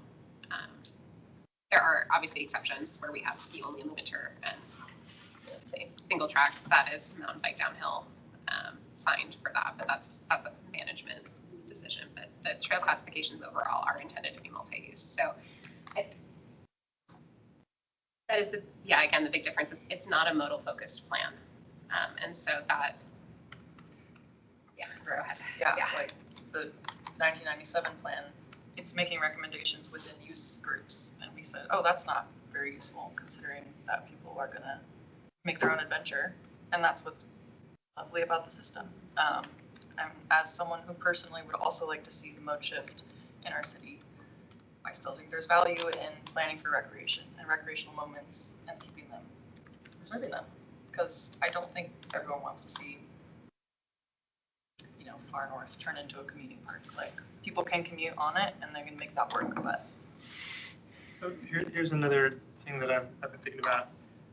The fact that there's recreation going on some of these trails actually enhances the experience for all of us that are commuting, because the care that's given to them, the maintenance given to them, I can think in the winter, there are certain parts of my bike commute I couldn't do if other people weren't recreating on them because they would be impassable, really. So my ability to move around them is enhanced by the recreational aspect to it. So I don't know if it just needs to be a framing of these are not rec-only facilities. There's just this recreational value associated with this that enhances non-motorized needs that we serve. If that's just a very clear upfront, I don't know, over the top a little bit maybe. That could be a way to get around the mischaracterization that I think is out there of, I had somebody tell me, I don't bike anymore, I'm not a kid, and kind of the thought of just this, bicyclists get sometimes this feeling of being second-class citizens that, I don't know how many people that I know recreate on their bike but don't use it as a transportation, So there is kind of this teenager stage-ish a little bit that I think the bike community is in and fills some of those with like different perspectives that kind of are affecting this, so. And if there's this legal component of it, I'd hate for the Fish Creek Trail to not happen because, oh, it's a recreational facility, so, you know. Well, AMATS views Fish Creek as non-motorized, and we're working through the individual things as the project, one of the project managers for that project. I think everyone knows that in this room. But we're working through those individually, and so far, pathways are available to us to complete the project as it exists. Of course, that's the beauty with things in the legal realm, is that it can be open to interpretation and code realm and otherwise, but right now, we're aiming to build next summer, so that's exciting. I think I speak for a lot of people when I say that. I wonder if it being an element of the non-motorized plan helps with that, because then it shows that we as AMATS view all of these trails as non-motorized infrastructure, and just a little bit of the recreation for the specific ones. And then maybe your suggestion, maybe adding just a little bit of language at the very beginning of this element of the non-motorized plan that says this is just speaking to the recreational aspect of these trails. Recreational value. Yeah. Adding to, But it's not that it's a recreational trail. Yeah, I mean, I do think, if I'm I'm looking at pages 85 through 90 something, where it's the trail classification. And I mean, I think this is getting toward what Member Kohlhoff was saying, that, we're not dictating whether this is being used for, recreation versus active transportation versus whatever else. Like, we're just saying, this is the trail. Like, this is what it looks like. This is what it's made of. This is how it's maintained. But there's, it says there's some designed uses, but like even in the summer class 3 trail, it says under designed uses, hiker pedestrian, which implies people using it for through travel, not just I'm here like looking at the birds, so I think, which you also get to appreciate the birds, to Mr. Coy's point. So yeah, I think it's this,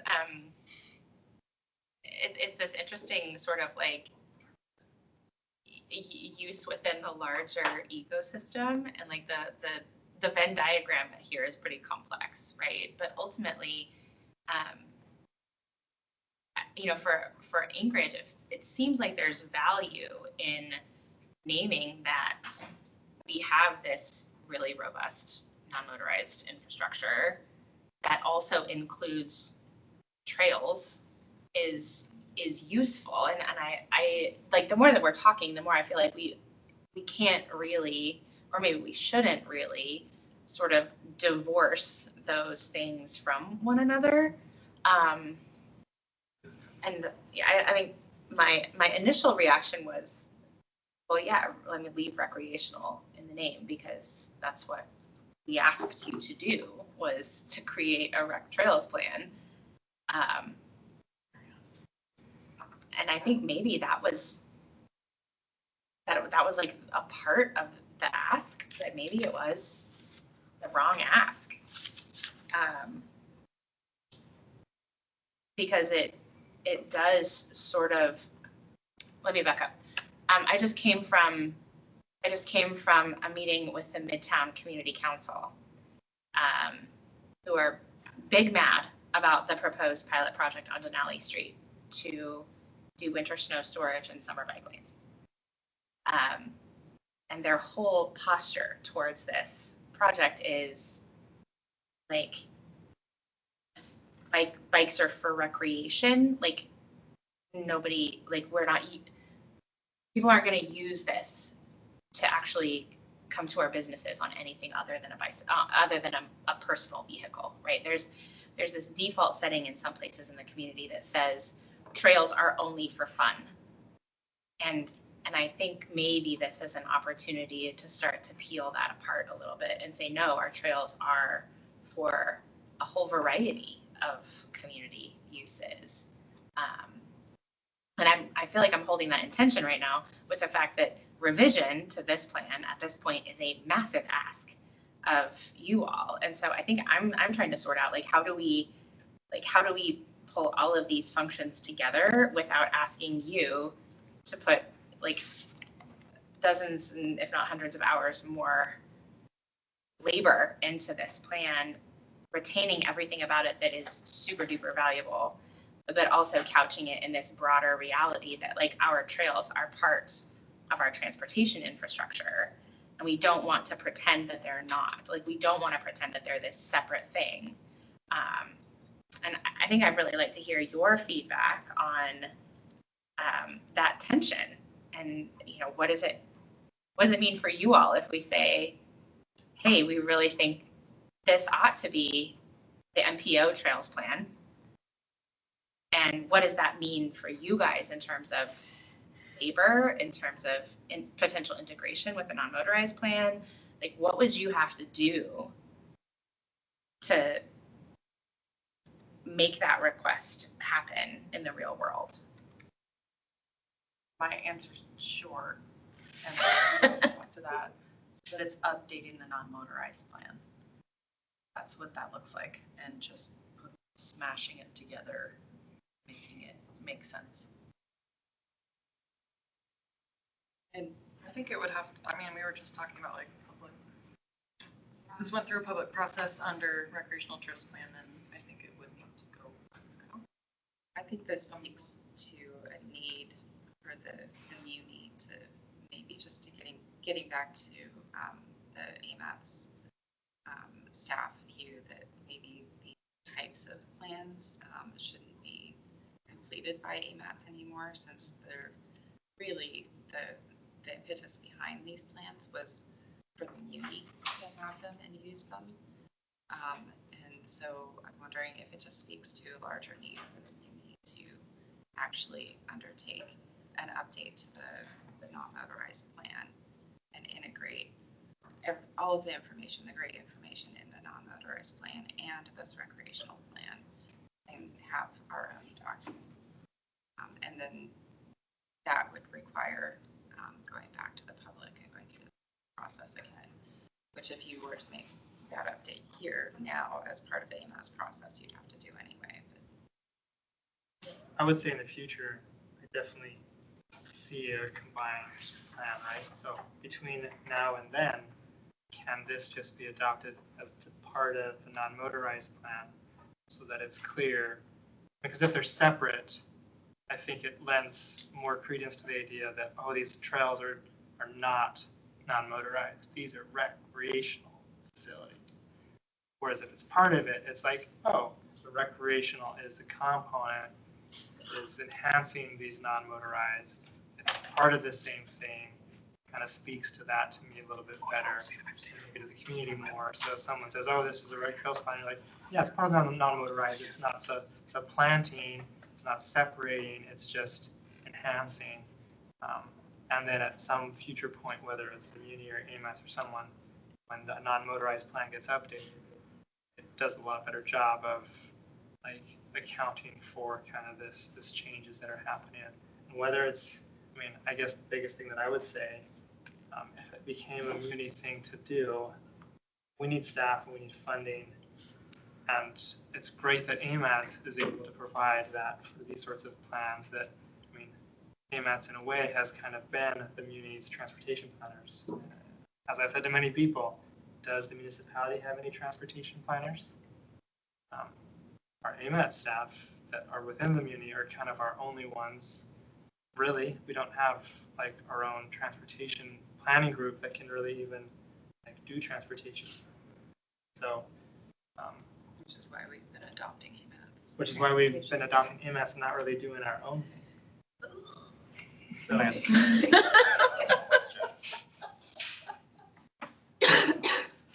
So I hate everything I'm about it. curious about,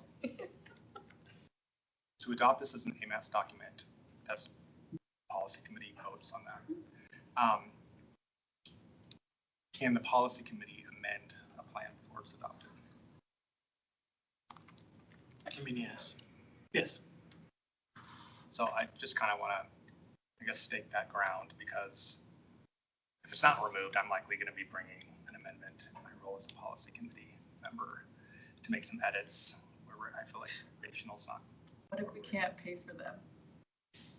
And it is what it is. I mean, I don't want to have a plan adopted, you know, and that's where I have to kind of step in as a policymaker. And it's not because I'm trying to just like Totally. get my way or be adversarial or anything, but I just don't want to adopt a plan that I don't feel good about and that I don't feel. And there's so much good stuff in here. I love the trails classification. I mean, this is super awesome. And I think it speaks to, like, you know, the different types and where we're headed, right? But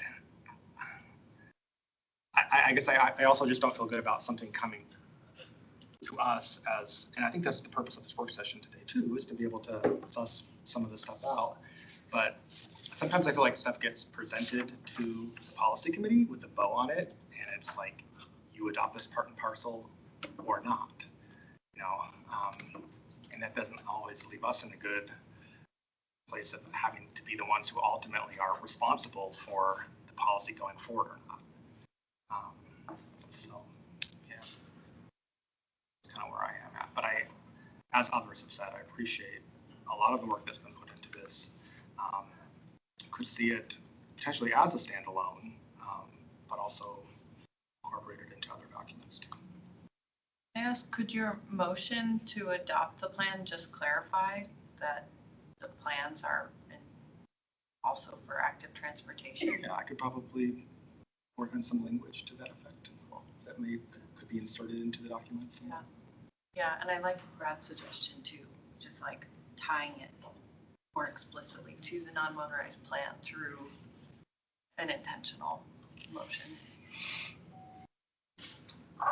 So have we exhausted this topic enough that we can jump over to some other topics? So the one thing that I wanted to talk about today was the neighborhood greenways, and how the neighborhood greenways is a way that we're connecting our neighborhood streets to the trail network and kind of integrating them together where it's kind of more unified from that transportation standpoint. And there are some key like connections from where our street system is to our trail system that if those could be like prioritized in a way, it would really benefit from kind of this integration. So like, for example, the Jacobson Park Trail Improvement number 33 that's in the plan actually is part of our neighborhood greenway network where it connects. But I don't think it was really like prioritized in the Rec Trails Plan. Part of me is thinking, you know, there are these different spots that we've identified and that we are continuing to identify that could serve a really key connection. Like another one that for the neighborhood greenways is Eagle Street, where Eagle Street connects to the Chester Creek Trail. And that's kind of not a super great like connection point where it's got some barricades and some curbs and some like interesting things happening right there. So just kind of that integration or that connection point between neighborhood greenways and the trails. It would be great to see if there was a way to integrate some of that in and account for that. Maybe this isn't the right plan to do that. Maybe the non-motorized plan is really a better one. But if some of these are shown on here and like not prioritized, I do have some hesitancy and kind of on that piece. I'd like them to be in here and maybe have just a note about, hey, this is on the neighborhood greenway network, so it gets a higher priority. Does that make sense? Yes, and I think we definitely already were like, we should add a paragraph in the description about the neighborhood greenways effort and how it is a fantastic complementary connection and is helpful, essential connection to that transportation to recreation, whatever that boundary is now that we're drawing to trails, on street to off street trails. Yes, definitely open to adding a paragraph. I think the reason that you're seeing maybe some connections and not all are because they're ones that came directly out of our public process as a benefit to the recreational trail system. So this is a reflection of the comments that we received from the public throughout our 2.5, almost 3-year process now, and those are the ones that were prioritized from this effort. I don't want that to be interpreted as it shouldn't be a priority for another department to implement your greenways program. this should always be seen as a support, right? Any other plan that's got a recommendation that is in the same area should be considered by any entity who's implementing it. So like, again, this comes down to like purview, potentially, recreational trails, keeping that rec department focus. Parks can't lead a greenways project, theoretically, right? Like it's right away, it's in the munis, traffic department, PM&E purview to lead, happy to support. We're here. So just to use the Jacobson Park Trail, for example, which right now is pretty much just grass. And, it's not a trail. It's not even like gravel. It's just kind of like social trail, right? Like who's going to go and build that? Is that something that PM&E goes and builds if it's kind of through almost more of parkland? Is it something that, traffic doesn't go build trails, right? So we're like directing people to it. So is that something that Parks and Rec department builds? And could Parks and Rec like build that and prioritize it because of the neighborhood greenway and those connections? And is this especially if, like, for some reason the greenways program had funding that could just go into it, or I think there's tons of different ways we could do it. It could be youth employment and parks program. It can go part of this our longer CIP process. It could be funded through a park foundation grant. Like there's tons of ways to do it. I don't know that we have too many examples of other entities doing projects on our land without at least a project manager identified, because things usually don't follow process and it goes south. I have some examples. We won't talk about them here, but yeah. So it seems like it's something that we would love to be partners with Parks Department. Maybe even bring funding for, because Neighborhood Greenways has some pretty good funding with some of our traffic bond. But so in that case, I would love for some of those to be identified in this plan as being a priority, even if it has a little note that says, connects to neighborhood greenways, collaborate with funding, provide needed enhancements needed, or something to that effect, because I don't know anywhere else that those would be. And so if it's shown as a low priority, how do we know that? Anyway. Guys, I feel like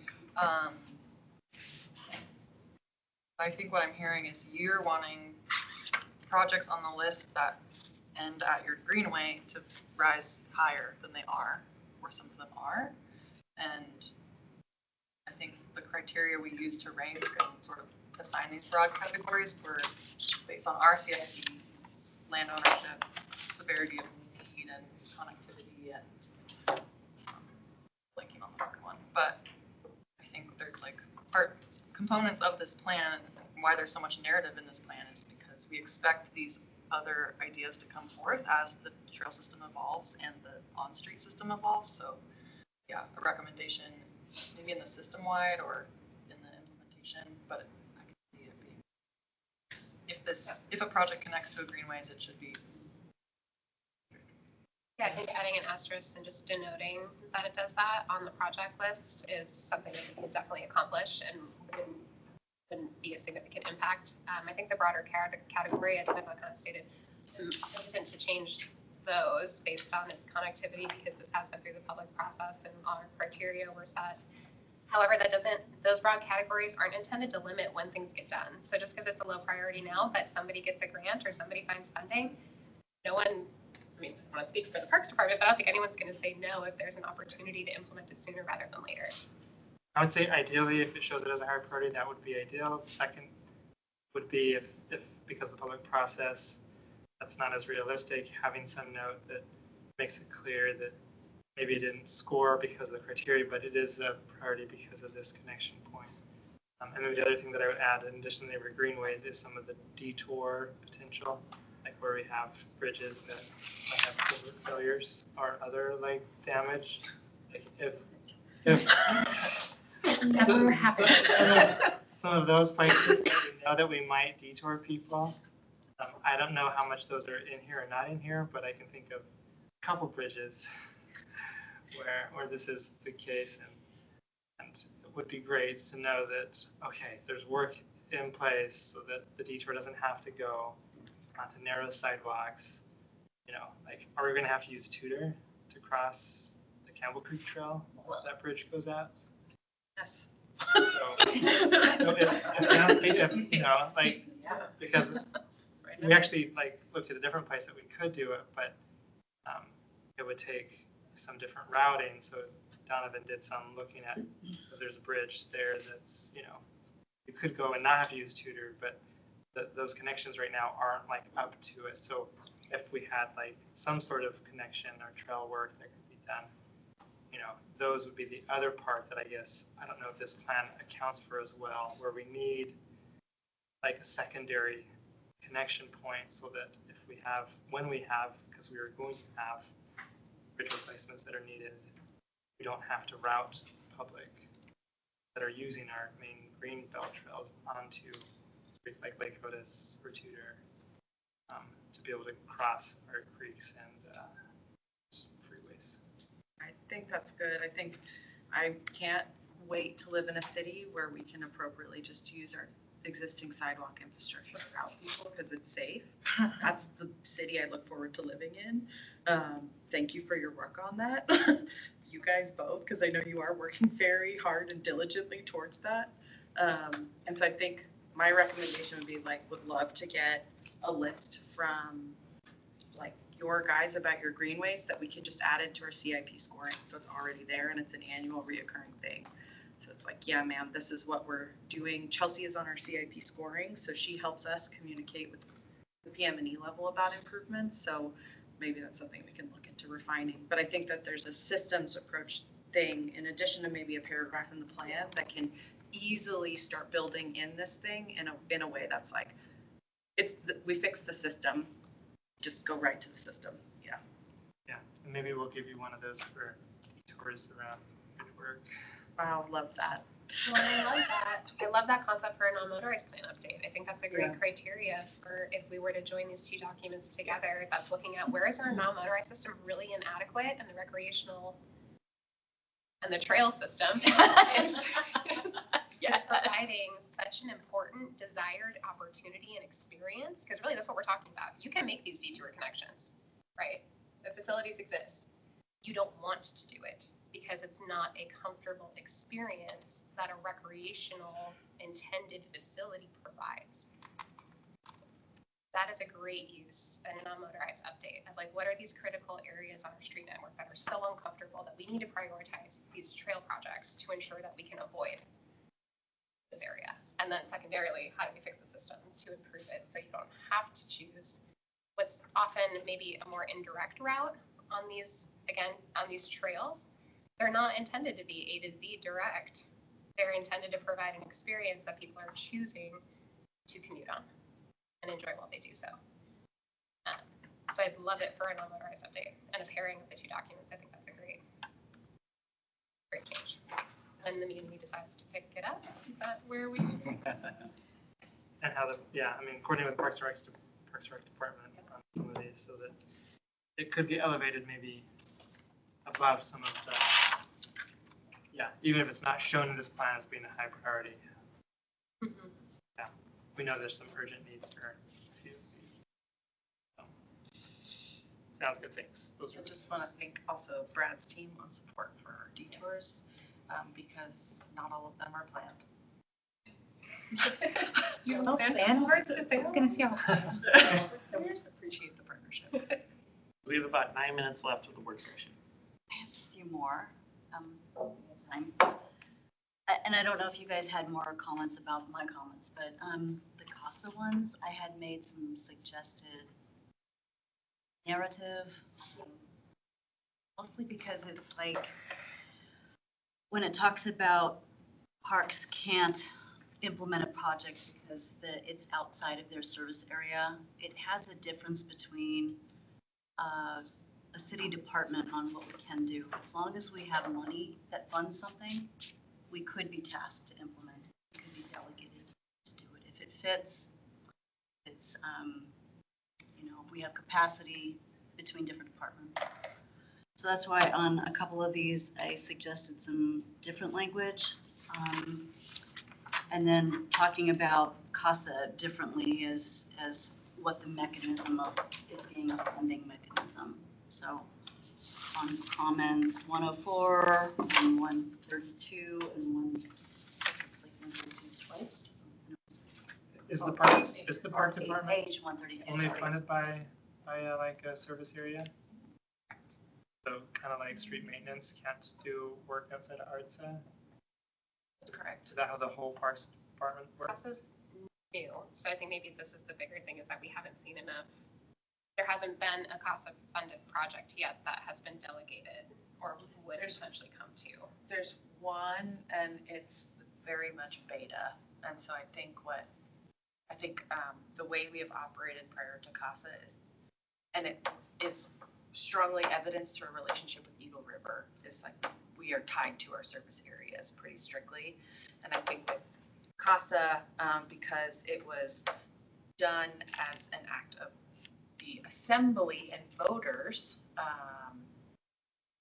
it didn't have staff or people tied to it, so it's a little bit, I'm going to use the word of a ghost again, where it lives in PM&E as of now, but it hasn't been officially delegated. So I think it is a confusing thing, and a thing for the plan to address is, we can take a look at your comments. I haven't read them specifically, but I do think like we can add some. And there's two different areas. There's when you're implementing a capital project versus maintaining operational things in the future. So PM&E, although we mostly work off of ARTSA, depending on what we're doing. If we get other area-wide funding, we can work in that area.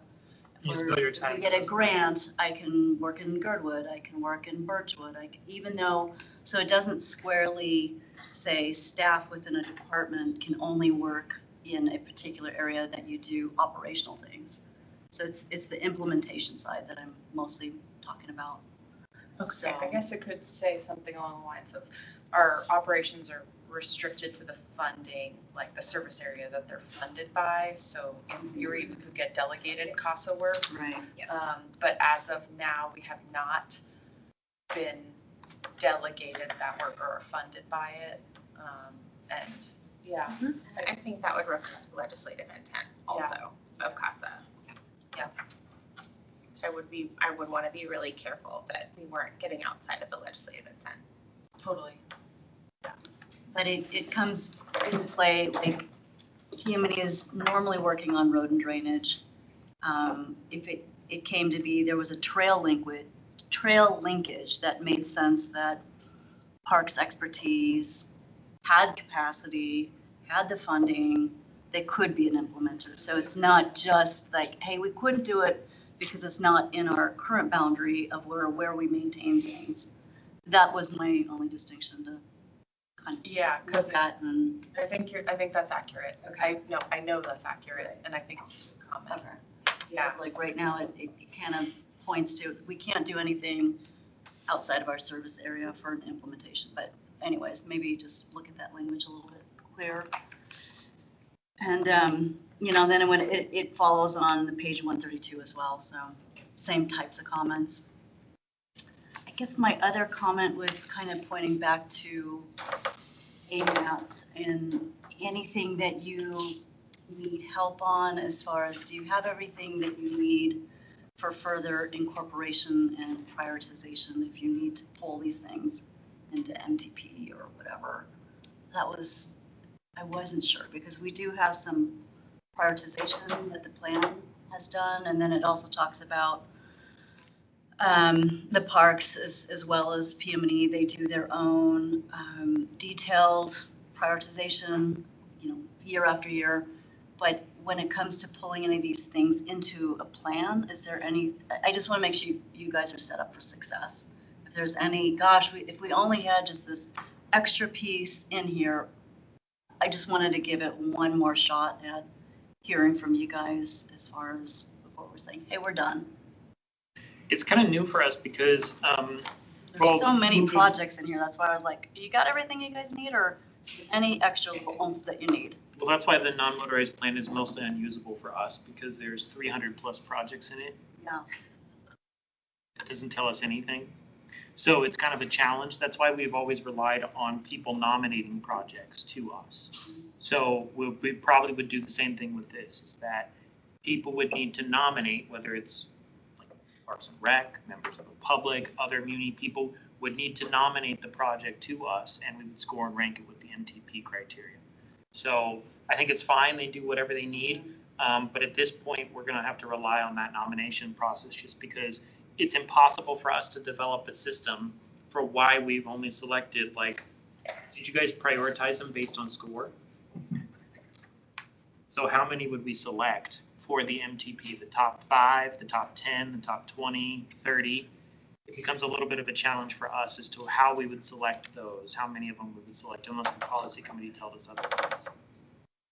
So I think we're fine for now. All right. But I will be honest, since we're making a change to our MTP process and our TIP process as staff, we may need some adjustments in the future. I don't think this plan needs to wait or be delayed any. I think that can be caught up with future updates.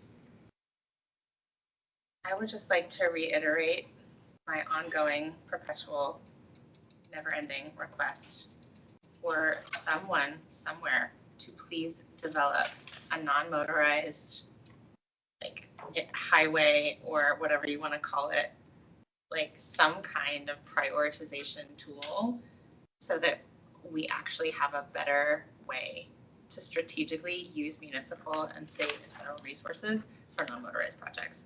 Because right now, it is so unclear to me as a policymaker how to strengthen our non-motorized infrastructure. Because we don't have a map. Like, we don't have anything that says, here are the non-motorized arterials that we want to be sure are like intact, that are comfortable for users, that are, I mean, we just don't have that in existence. And I don't know whose job that could potentially be. I don't know where the funding would need to flow for that, but like I'm about to the point of like begging for this to happen. Like tell me how much money you need and I will figure out where to make it happen, because I feel like it's like we keep circling back around to the same question of like, we don't have a good prioritization tool. And we can have these fantastic plans and great aspirational documents, but until we have a strategy, we're so screwed. So anyway, I'm just reiterating my ask. If it's somebody's department and you just need a staff person and $150,000, like fine, like tell me what you need and I want to make it happen so that we don't continue circling the same question like every 4 months. Thanks for coming to my TED Talk. I can actually respond to that. AMATS staff is working on that right now. Emily is our non-motorized coordinator, has been working on trying to develop some kind of system analysis to help determine primary and secondary routes, basically. And that's something that can be fed into whatever the Muni wants to do in the future, because I really think that the Muni, sorry to be blunt, that should be done by the Muni. And then we as AMATS take that and incorporate it into our MTP and other documents, because that helps to prioritize projects. We shouldn't be doing that for you guys. However, staff is available and we have funding available for it. So we are trying to get the ball rolling on that. And Emily's working on it. I'm sure you'll be surprised to hear this. It's a lot of work, because one of the things Emily is trying to do is figure out what we actually have on the system right now. Because we don't have a good comprehensive system in place of what exists out there. There's a lot of confusing information of whether it is a pathway, a separated pathway, a trail, a sidewalk, a separated sidewalk, all that kind of stuff. So I think that's being worked on. It's a lot of work right now. Yes. And just to sort of wrap that all up, I think what you and Aaron are actually talking about is a non-motorized transportation plan for the that is. And having like a functional classification sort of framework. Like the official streets and highways and Is the trails. OSHP gonna? OSHPT. That is actually part of the discussion about the official streets and highways plan, is how far do we go with that effort into the realm of non-motorized transportation? So that the non-motorized is not dependent on, oh, what's the roadway classification for deciding what the non-motorized, but the Yes. non-motorized. For the love. Let's like actually design based on how people actually use our facilities, not some aspiration to, yeah, or need to, yeah. We are over time, just as a heads up, Is there any last final comments, questions, or concerns from the committee members that must be asked now? Just as a quick follow-up, so to my point, on page 5, just please check 133, page 133, just to see how that was phrased as far as ranking the AMATS. Right.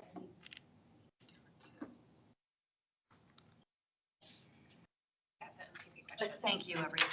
I'm glad we had a chance to talk this through. There's a lot of ideas, and the big picture of getting our arms around everything, I think would be lovely, but it's all good work. Note that I didn't have any comments on real nuts and bolts, because I'm sure they're all good and important trail segments. So thanks for indulging me on my editorial stuff. I appreciate it. This is really helpful. Okay, thank you all. We're going to incorporate what we heard today as best we can, talk with the project team, and hopefully bring something back, or Sure. We're doing we'll it. see what we can, we'll see. Aaron, Okay. Thanks, everybody. Thank you all.